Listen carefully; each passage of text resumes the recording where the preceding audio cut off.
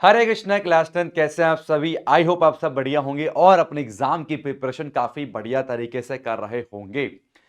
तो आज है फाइनली डे 5 यार, 4 दिन की और मेहनत हमें अभी करनी है ना। उसके बाद आराम से सुकून भरी जिंदगी है ना। आप भी आराम करना, मैं भी आराम करूंगा, लेकिन अभी थकना बिल्कुल भी नहीं, क्योंकि 4 दिन अभी और डट के सामना करना है।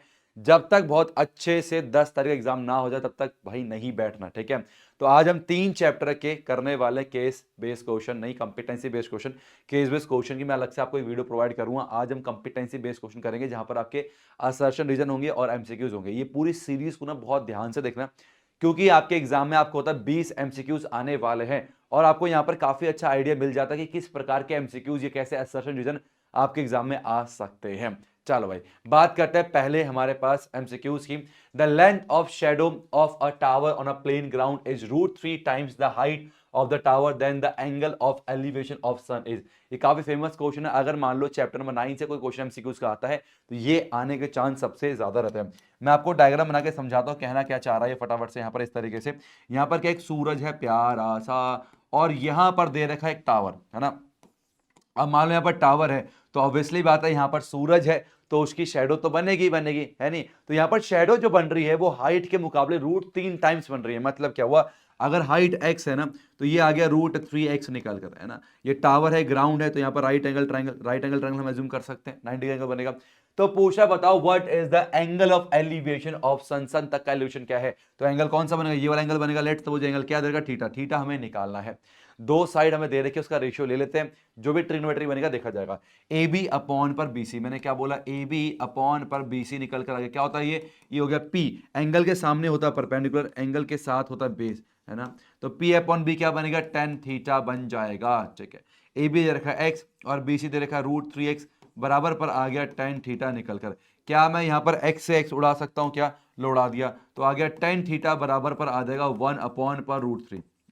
और टेन थीटा 1/√3 कब होता है, टेबल तो आपको याद हो ही क्या होगा, ये होता है 30 डिग्री पर। तो जो थीटा है वो कितना आ जाएगा, वो 30 डिग्री निकल कर आ जाएगा। कौन सा आएगा, ऑप्शन नंबर बी जो है वो सही आंसर निकल कर आएगा। आगे चलते, नेक्स्ट क्वेश्चन कह रहा है इफ द एंगल ऑफ, ये देखिए, हाँ, the height of a tower is 100 metre. Second question क्या कह रहा है, the height of a tower is 100 metre. हमारे पास क्या एक टावर है जिसकी हाइट दे रखी है 100 मीटर, ठीक है, okay. When the angle of elevation of sun changes from 30 to 45, मतलब पहले यहां पर क्या एक सन था, ठीक है। अब सन का जो एलिवेशन है वो पहले 30 डिग्री था, कितना था, 30 डिग्री।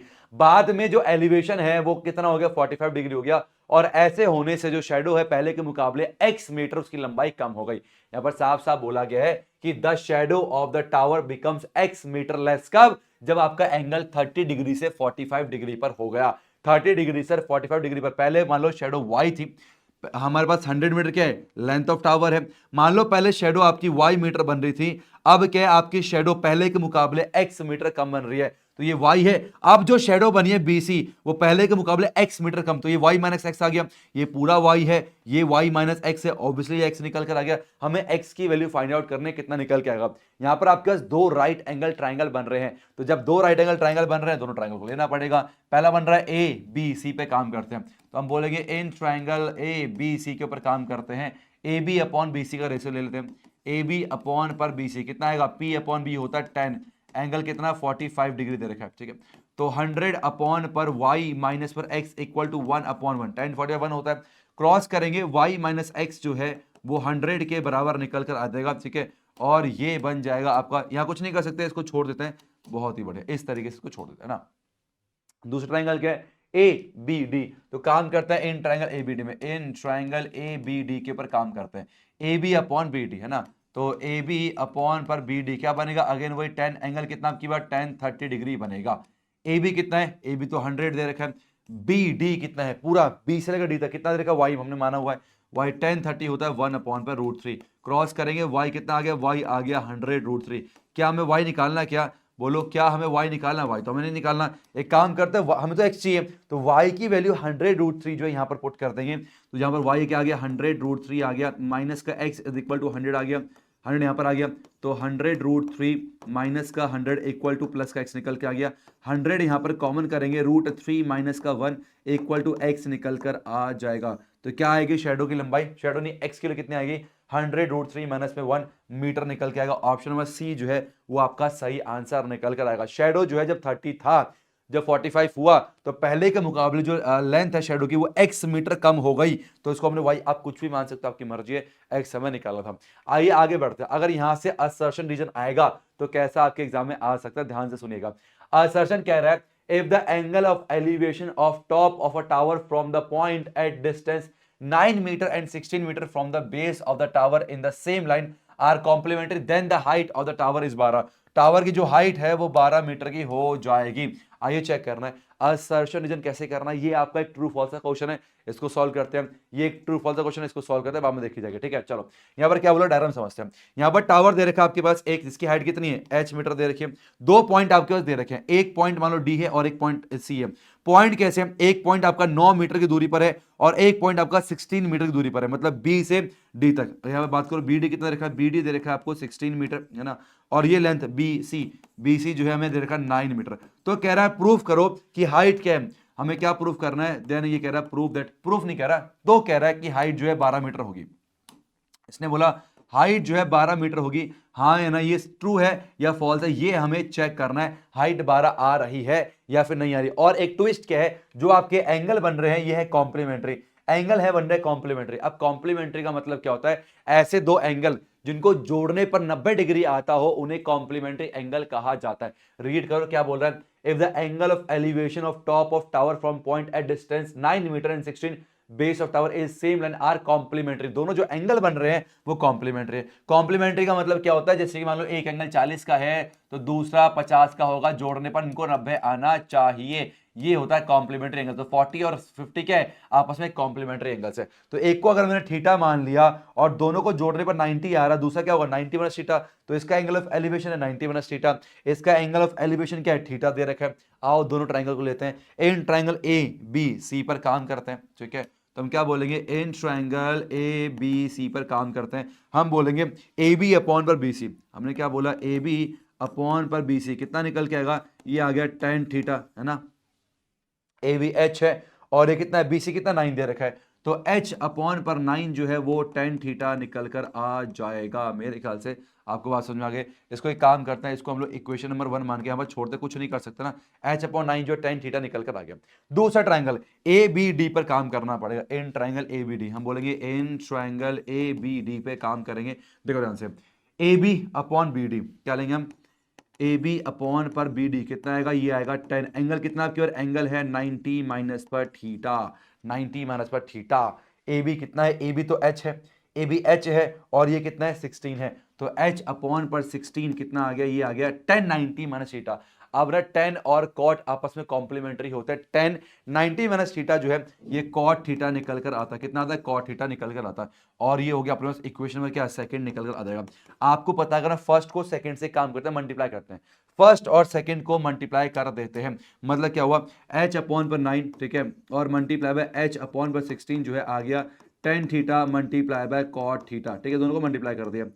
इससे फायदा क्या हुआ, एच इंटू एच तो आ गया एच का स्क्वायर, ठीक है, और अपॉन पर कितना आ गया 9 इंटू पर 16, ठीक है, बराबर पर आ गया ये टेन थीटा और कॉट थीटा, कट के 1 निकल कर आएंगे, कितना आएगा, कट के 1 निकल कर आ जाएगा। भाई टेन और कॉट एक दूसरे क्या होते हैं, रेसिप्रोकल होते हैं, 1 आ गया, तो हम बोल सकते हैं एच कितना आ गया, एच आ गया 9 मल्टीप्लाई 16 का स्क्वायर रूट, 9 मल्टीप्लाई 16 का स्क्वायर रूट, तो एच निकल कर आ गया कैसे 3 इंटू 3 और ये हो गया 4 मल्टीप्लाई 4 जो कि आ गया 3 बार 4 बार 3 इंटू 4 कितना आ गया, ये आ गया 12 मीटर निकल कर, 12 मीटर निकल, तो हाइट कितना निकालना था 12 मीटर और 12 ही निकल के आ गया। तो इसका मतलब कि असर्शन जो है वो आपका ट्रू है, क्या है, असर्शन जो है वो आपका ट्रू दे रखा है। रीजन कहता है the angle of elevation of tower from 2 points of distance A and B from its foot and in the same straight line with it are complementary angle, then जो height है, height जो है tower की root A B होती है।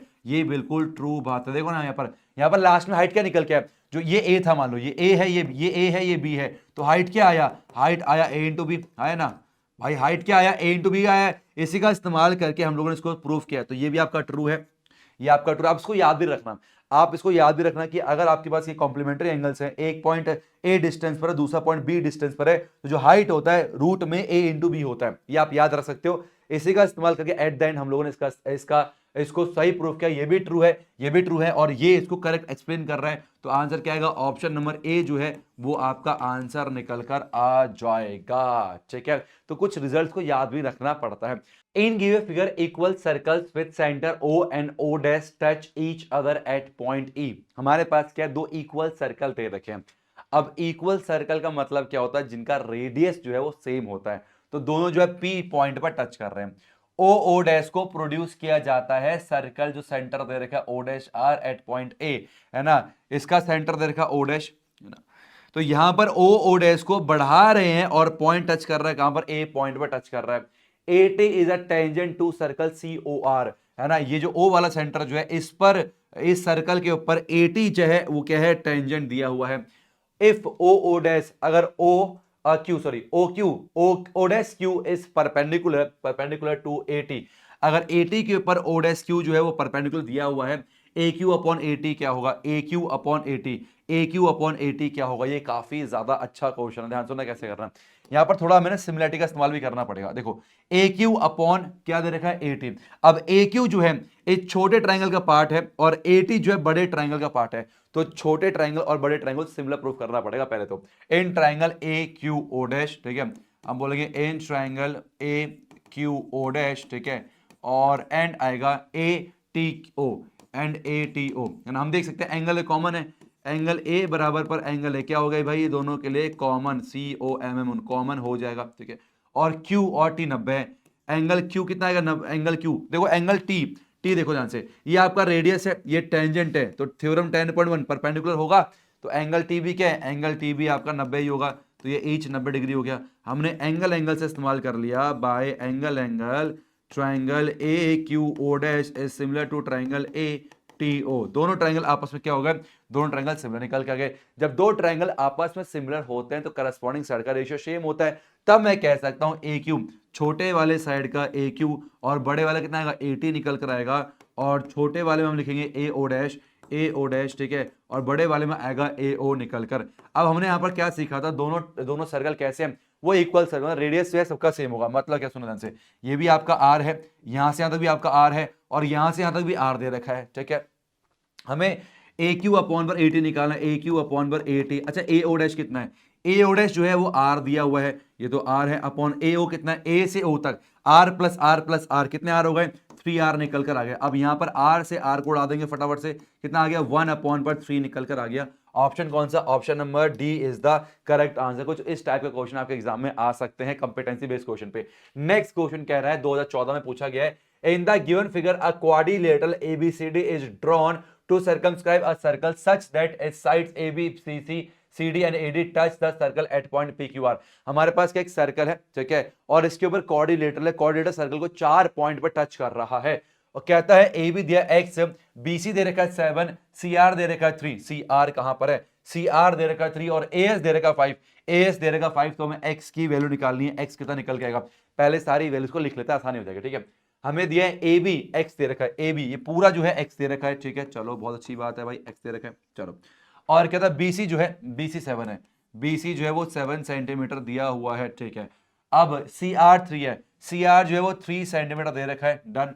और AS जो है 5 है, AS जो है वो 5 सेंटीमीटर दिया हुआ है। हमें कहता है what is the value of X, तो X की वैल्यू क्या होनी चाहिए, तो रास्ता बनाते हुए हमें आना पड़ेगा। कॉन्सेप्ट क्या कहता है, अगर पॉइंट सी हमारे पास एक्सटर्नल पॉइंट है, तो अगर ये 3 सेंटीमीटर दे रखा है तो ये भी कितना होगा, 3 सेंटीमीटर ही होगा। क्यों भाई, एक्सटर्नल पॉइंट से सर्कल पे 2 टेंजेंट खींचे जा सकते हैं, दोनों टेंजेंट्स की लंबाई बराबर होती है, ये 3 है तो ये भी 3 होगा। ये पूरी लंबाई आपको 7 दे रखी है और ये 3 है, तो ये कितना आएगा, 7 में 3 में 4, ये आपका 4 सेंटीमीटर निकल कर आएगा। ये आपका 4 है तो ये भी कितना 4, अगेन थ्योरम 10.2, ये 4 सेंटीमीटर निकल कर आएगा। ये दे रखा अगर AS 5 सेंटीमीटर तो आपका AP भी 5 सेंटीमीटर ही होगा। हमें X की लंबाई निकालनी है, X कितना आ गया, 5 प्लस 4, और 5 प्लस 4 कितना होता है, 9। Option number B is the correct answer. ऐसे क्वेश्चन आपके बहुत ज्यादा आ रहे हैं एग्जाम पे, इसलिए ऐसे क्वेश्चन के लिए तैयार रहना। आगे बढ़ते हैं नेक्स्ट क्वेश्चन की तरफ। In the given figure AT is tangent to the circle. AT जो है सर्कल पे टेंजेंट दिया हुआ है, ठीक है, with centre O at point A, टन सच दैट OT हमें 4, ये आपको 4 सेंटीमीटर दिया है, एंड OTA 30, OT 30 डिग्री है। देन AT जो है, तो AT जो है, ये जो लंबाई है AT वाली, ये 4√3 सेंटीमीटर निकल कर आएगी। 4√3 ये जो है लेंथ 4√3 आएगी, हमें प्रूव करना है, बस चेक करना है कि ट्रू और फॉल्स का क्वेश्चन है। अब ध्यान सुनना, अगर मैं इसको जोड़ूंगा, ये क्या बन गया, रेडियस बन गया, और जो रेडियस होता है वो हमेशा टेंजेंट के ऊपर क्या होता है, परपेंडिकुलर होता है। भाई कॉन्सेप्ट है, रेडियस जो है टेंजेंट के ऊपर परपेंडिकुलर होता है। थ्योरम 10.1 ये बन गया। एक राइट एंगल ट्राइंगल, इसका इस्तेमाल करके हम यहां पर कर रहे हैं। राइट एंगल ट्राइंगल बन चुका है, जिसके अंदर हमें एक साइड दे रखी है, एक एंगल दे रखा है, ये निकालना। भाई ये क्या हो गया, बेस हो गया, ये क्या हो गया, हाइपोटेनस हो गया। तो B/H का रेशियो ले लेंगे फटाफट से। तो AT/OT, तो हम बोलेंगे AT/OT कितना आ गया अपने पास, 10 नहीं, AT/B/H क्या होता है, कॉस होता है। तो कॉस जो है वो 30 डिग्री निकल कर आ जाएगा, है ना। AT कितना है हमारे पास निकालना है, और OT कितना है, 4 cos 30 होता है 1 पर, और सॉरी √3/2 निकल कर आता है। ठीक है, चलेगा। क्रॉस करेंगे, 280 जो है आ गया 4√3, है ना। यहां से 80 आ जाएगा 4√3/2, 2 to 4, तो 80 कितना आ गया, 2√3 निकल कर आ गया। 2√3 निकल कर आ जाएगा। 80 चेक करो, वही है क्या। और इसका मतलब क्या हुआ, हमारे पास जो असर्शन है वो क्या है, असर्शन जो है हम लोग को क्या दे रखा, फॉल्स दे रखा है, असर्शन फॉल्स है। ठीक है, अब बात करते हैं रीजन की। रीजन कहता है a tangent to a circle is perpendicular to radius through the point of contact. ठीक है, ये क्या है, ये भी आपका ट्रू दे रखा है। ये तो आपका ट्रू है, क्योंकि भाई ये क्या है, ये तो थ्योरम ही है, ये तो आपका थ्योरम है। तो असर्शन जो है आपका फॉल्स है, और रीजन जो है आपका ट्रू है। तो कौन सा ऑप्शन होता है, ये होगा हमारे पास ऑप्शन नंबर डी जो है वो सही आंसर निकल कर आएगा, असर्शन रीजन का। मेरे ख्याल से आपको बात जो है समझ में आ चुकी है। ठीक है, आगे बढ़ते हैं। नेक्स्ट क्वेश्चन कैसा दे रखा है, if the circumference of circle and perimeter of square are equal. ये काफी तगड़ा क्वेश्चन है। कह रहा है अगर सर्कल का सर्कमफ्रेंस और स्क्वायर का पेरीमीटर जो है अगर आपस में बराबर है, तो बताओ एरिया के बीच में क्या रिलेशन, क्या संबंध होगा। क्या फिर दोनों का एरिया भी बराबर होगा, या सर्कल का एरिया बड़ा होगा स्क्वायर के एरिया से, या सर्कल का एरिया छोटा होगा स्क्वायर के एरिया से, या हम कुछ भी बता नहीं सकते, क्या होगा। चलो करने का प्रयास करते हैं। हमारे पास क्या, एक सर्कल दे रखा है, एक सर्कल और एक स्क्वायर है। ठीक है, एक सर्कल दे रखा है और एक क्या दिया हुआ है, एक हमें स्क्वायर दे रखा है। ये लो भाई, सर्कल है और स्क्वायर है। ठीक है, दोनों का इन्होंने क्या बोला है, दोनों का सरकमफ्रेंस बराबर है। अच्छा मान लो इसका रेडियस r है, अगर मान लो इसका रेडियस r, इसका सरकमफ्रेंस क्या होगा, इसका सरकमफ्रेंस होगा 2πr। ठीक है, और इसका सरकमफ्रेंस क्या होगा, सरकमफ्रेंस होता है पेरीमीटर, आउटर बाउंड्री कितना होता है। मान लो साइड इसकी a साइड है, तो कितना आएगा, ये 4a निकल कर आएगा। तो इसका पेरीमीटर होगा 4a, सरकमफ्रेंस और पेरीमीटर बराबर दिया हुआ है। तो यहां से एक रिलेशन निकाल लेते हैं। रिलेशन आ जाएगा इस तरीके से, हम बोल सकते हैं यहां पर आ गया 2 से काटो, 2 to 4 हो गया, है ना। तो पाई आर बराबर पर 2a निकल कर आ गया, और हम बोल सकते हैं आर कितना आ गया, आर आ गया 2a/पाई। आर कितना आ गया, आर आ जाएगा 2a/पाई। एक आर और ए के बीच में रिलेशन निकाल लिया, ये काम आएगा। इन्होंने कहा बोला उनके एरिया का संबंध बताना है। आओ एरिया निकालने का प्रयास करते हैं। ठीक है, दोनों के एरिया का एक काम करो, रेशियो लेते हैं। ठीक है, तो हम बोलते हैं सर्कल का एरिया कितना होता है, वो होता है पाई आर का स्क्वायर। इसका रेशियो ले लो, कितना होता है साइड स्क्वायर, तो ए का स्क्वायर निकल कर आएगा। ठीक है, एक रिलेशन देख रहा हूं उसमें। तो आर दे रखा है इतना, तो आर की वैल्यू पुट करो, कितना आ रहा है 2a/पाई का होल स्क्वायर, रेशियो ए का स्क्वायर निकल कर आ गया। तो ये हो जाएगा पाई आ गया, अब 2 के ऊपर स्क्वायर लगेगा तो 4 आ गया, ए का स्क्वायर आ गया, अपॉन पर पाई का स्क्वायर निकल कर आ गया, रेशियो पर ए का स्क्वायर। अब यहां पर ए स्क्वायर दोनों तरफ नजर आ गया है, तो ए स्क्वायर से ए स्क्वायर खत्म हो गया, पाई स्क्वायर वहां जाएगा, नहीं एक से काट दो, एक काट दो, तो आ गया 4 रेशियो पाई निकल कर आ गया। ठीक है, थोड़ा और सिंपलीफाई करते हैं, पाई 22/7 होता है, तो 4 रेशियो पर 22/7 निकल गया, 7 चौक 28, 28 रेशियो 22, और आ गया 14 रेशियो कितना 11, 14 रेशियो 11। ये बहुत इंपॉर्टेंट रिलेशन है भाई, याद रखना, 14 रेशियो 11। मतलब क्या हुआ, अगर आपके सर्कल का और स्क्वायर का अगर सरकमफ्रेंस या पैरामीटर बराबर बराबर हो, तो याद रहे जब हमने सर्कल का एरिया और स्क्वायर के एरिया का रेशियो निकाला, तो सर्कल का जो एरिया है वो स्क्वायर के एरिया से ज्यादा निकल के आया। ठीक है, तो अगर एरिया 14 है सर्कल का, तो ये 11 निकल के, इसका मतलब एरिया ऑफ सर्कल जो है वो स्क्वायर के एरिया से बड़ा होगा। Area of circle is greater than the area of square, option number B जो है वो सही आंसर निकल कर आएगा। आगे बढ़ते नेक्स्ट क्या कह रहा है, the difference between the circumference and radius of circle is 37। Circumference और रेडियस का डिफरेंस, कोई सर्कल है, सर्कमफ्रेंस और रेडियस का डिफरेंस जो है कितना दे रखा है, 37 दे रखा है। इफ द पाई इतना, then circumference of the circle is, तो सर्कमफ्रेंस क्या निकल कर आएगा। अब सर्कमफ्रेंस बताने के लिए हमें रेडियस निकालना पड़ेगा। आओ भाई कैसे निकालना देखते हैं। सर्कमफ्रेंस होता है 2πr, ये आ गया माइनस का r बराबर 37 निकल कर। ठीक है, तो यहां पर r कॉमन करते हैं, तो आ गया 2π माइनस का 1 जो है वो 37 के बराबर आ गया। 2 पाई, तो 2 इंटू पर 22 अपॉन पर 7 माइनस का 1, नीचे 1 लगा दो, इक्वल टू 37 निकल कर आ गया, 44 हो गया। आर मल्टीप्लाई बाय 44 अपॉन पर 7 माइनस का 1 अपॉन 1 जो है 37 के बराबर आ जाएगा। तो आर आ गया 44 माइनस का 7 अपॉन पर 7 इज इक्वल टू 37 निकल कर आ गया। ठीक है, 37 निकल कर आ जाएगा। अब 44 में से अगर मैं 7 को माइनस करूंगा तो 37 ही आता है। तो आर मल्टीप्लाई बाय आ गया 37 अपॉन पर 7 इज इक्वल टू कितना, 37। अब 37 से 37 खत्म हो गया तो आर कितना आ गया, 7 सेंटीमीटर निकल कर आ गया। रेडियस पता लग चुका है, हमें सरकमफ्रेंस निकालना वाले बहुत आसान हो जाएगा। तो सरकमफ्रेंस क्या होगा, ठीक है। अब यहां ध्यान देखो, सरकमफ्रेंस माइनस पर आर 37 दे रखा, इसी का इस्तेमाल कर लेते हैं, फटाफट हो जाएगा। तो सी माइनस पर आर 7 है इक्वल टू 37 हो जाएगा। तो सी आ जाएगा 37 प्लस पर 7 7 14, तो 44 जो है आपका सरकमफ्रेंस निकल कर आ जाएगा, 44 सेंटीमीटर। ऑप्शन नंबर बी जो है वो सही आंसर निकल कर आएगा। ध्यान रखना, सरकमफ्रेंस और सर्कल का डिफरेंस 37 दे रखा था, सर्कल में 2 पाई आर होता है, यहां से आर निकल गया, उसके बाद तो फिर सब कुछ आ ही जाएगा। नेक्स्ट क्वेश्चन क्या कह रहा है, if diameter of circle is increased by 40%, अगर सर्कल का डायमीटर जो है हमने कितना बढ़ा दिया, 40% बढ़ा दिया है, तो हमें बताना है कि बताओ उसका एरिया कितना परसेंट इंक्रीज करेगा। ये बहुत ही ज्यादा इंपॉर्टेंट क्वेश्चन है, आपको यहां पर आज एक खतरनाक ट्रिक देने वाला हूं जो आप कभी भी नहीं भूलोगे। देखो, हमें कह रहा है कि रेडियस, देखो डायमीटर जितना बढ़ाओ और रेडियस बढ़ाओ बात सेम ही है। अगर रेडियस 40% बढ़ा है तो आपका डायमीटर भी 40% बढ़ेगा, अगर डायमीटर 40 बढ़ा तो रेडियस 40, तो रेडियस बोलो डायमीटर बोलो बात एक ही होगा। हम रेडियस को लेकर चलेंगे, ठीक है। रेडियस जो है 40% अगर बढ़ा है तो आपको बताना है कि आपका एरिया कितना परसेंट बढ़ जाएगा। तो आपने सबसे पहले क्या करना है, जो भी आपका परसेंटेज है इसको ब्रेक करके फ्रैक्शन पर लेके आना है।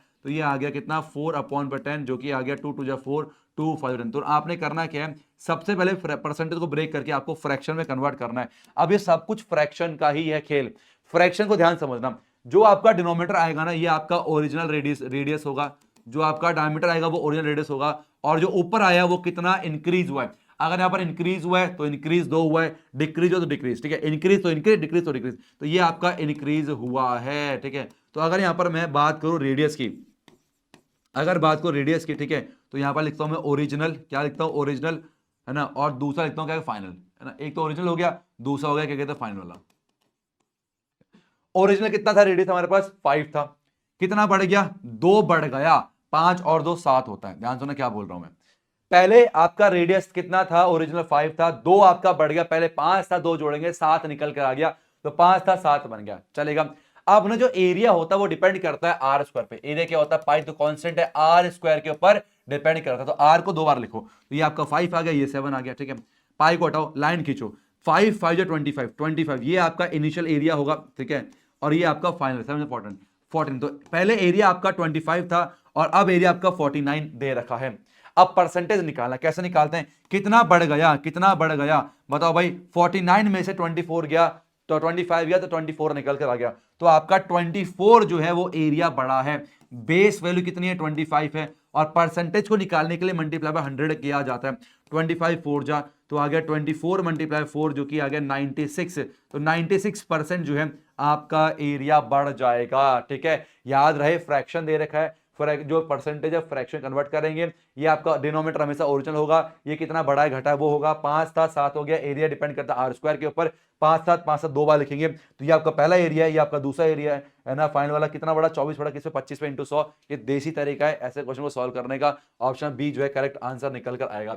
नेक्स्ट क्वेश्चन देखते हैं असर्शन रीजन का। In a circle of a radius 6, अगर कोई सर्कल दे रखा है जिसका रेडियस कितना, रेडियस दे रखा है 6 सेंटीमीटर, ठीक है, और एंगल ऑफ सेक्टर थीटा जो है वो दे रखा है 60 डिग्री, तो पूछ रहा है बताओ क्या एरिया जो है इतना निकल कर आएगा। आइए चेक करते हैं, एरिया ऑफ सेक्टर क्या होता है, वो होता है फॉर्मूला थीटा अपॉन पर 360 इंटू पर पाई आर का स्क्वायर होता है। थीटा कितना है, 60 अपॉन 360 इंटू पाई आर का स्क्वायर, 22/7 इंटू आर का स्क्वायर, 6 मल्टीप्लाई बाय 6 निकल कर आ जाएगा, ठीक है। खत्म 6 बार पे, 6 तो 6 खत्म, तो 6 नहीं 12, 6 नहीं 13, 132/7 निकल कर आ गया, 132/7, ठीक है। अब एक बार डिवाइड करना चाहें तो डिवाइड कर सकते हैं 132, क्योंकि मिक्स फ्रैक्शन में ना, 7 1 जा 7 निकल कर आ गया, आंसर आएगा अपने पास कितना, 6 आएगा, ठीक है। और 2 को उतारा, और 7 8 7 8 जा 56 होता है, जो कि आ गया आपका 6 निकल कर। इसको लिख सकते हैं हम लोग 18 6/7, 18 6/7, तो 18 6/7 इस तरीके से आपका एरिया जो है सेंटीमीटर का स्क्वायर आएगा। ये आया क्या, बिल्कुल सही है। तो आपका जो असर्शन है वो क्या है, असर्शन आपका बिल्कुल ट्रू दे रखा है। अब रीजन क्या कहता है, रीजन कहता है एरिया ऑफ सर्कल जो है वो पाई आर का स्क्वायर होता है।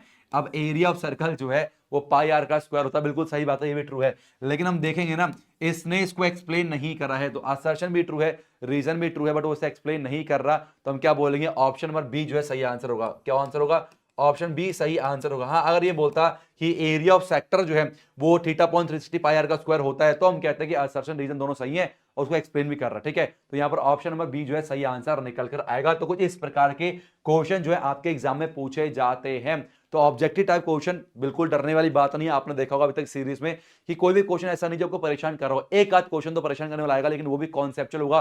कॉन्सेप्ट के आधार पर बड़े आराम से क्वेश्चन को निकाल लोगे। और असर्शन रीजन किसी भी चैप्टर से आ सकता है, तो उसकी तैयारी कब हो पाएगी, जब कॉन्सेप्ट आपको क्लियर हो। मेन क्या है, कंपिटेंसी बेस्ड क्वेश्चन में कॉन्सेप्ट होता है, कॉन्सेप्ट क्लियर है तो कोई दिक्कत नहीं आती। बाकी यार, अब हमारे पास ये सेकंड लास्ट लेक्चर था, एक लास्ट लेक्चर और आएगा सरफेस एंड वॉल्यूम स्टैटिस्टिक्स और प्रोबेबिलिटी में, वो कल आपके सामने आएगा। तो उसके बाद ये सीरीज आपकी खत्म हो जाएगी। भाई कितने क्वेश्चन आपको आते थे, है ना, और कितने क्वेश्चन आपको नए देखने को मिले, उसको मुझे कमेंट सेक्शन में जरूर बताना। Thank you so much for watching. Hare Krishna.